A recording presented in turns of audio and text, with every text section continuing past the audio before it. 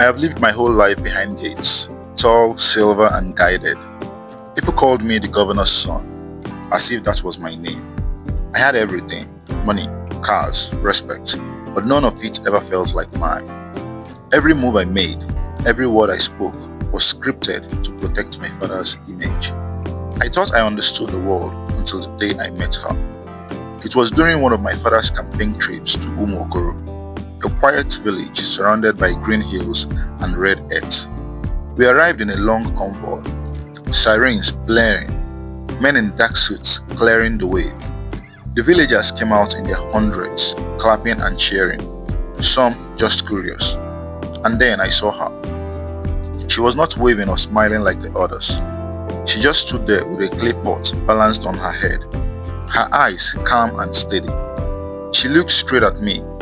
No fear, no admiration, just curiosity. In that brief moment, something inside me shifted. That night, I could not sleep.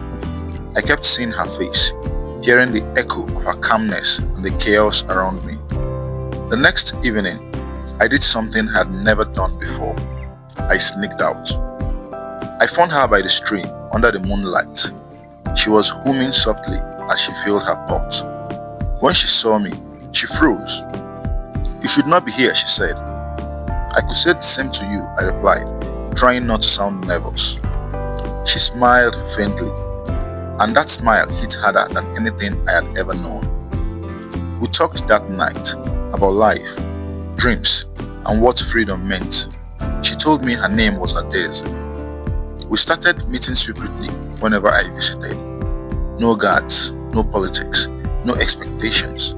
Just two people from different worlds trying to understand each other. She was simple, honest, and unafraid to tell me when I was wrong.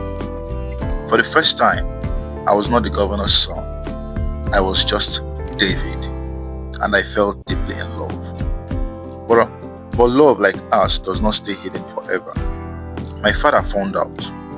He called me into his study one night, his eyes burning with anger.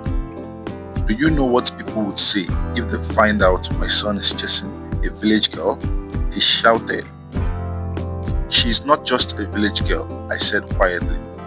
"She's everything I am not allowed to be."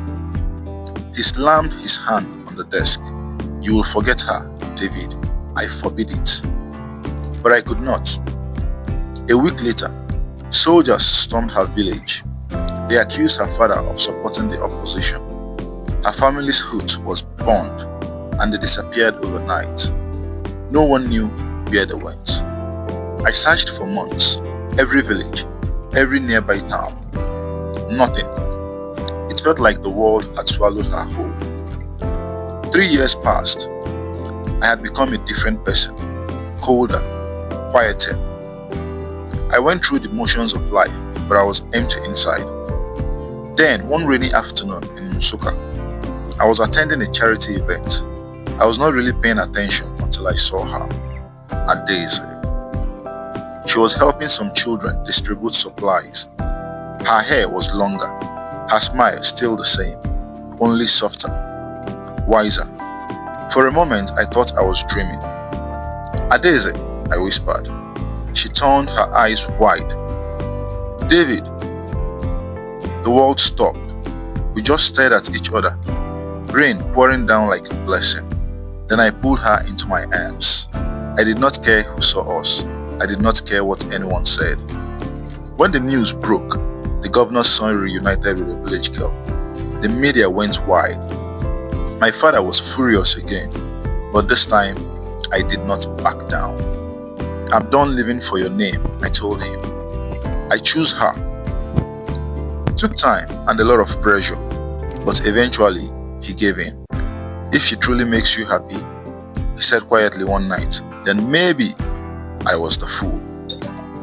Years later, Adeze and I built something beautiful together. A foundation for rural girls who dreamed of more. Every time I see them smile, I think of that day by the stream, when one fearless girl taught me what real love meant. She did not just steal my heart, she changed my life. And though the world tried to keep us apart, love, our love, defied power, family, and tradition. Because sometimes the greatest rebellion is simply choosing love.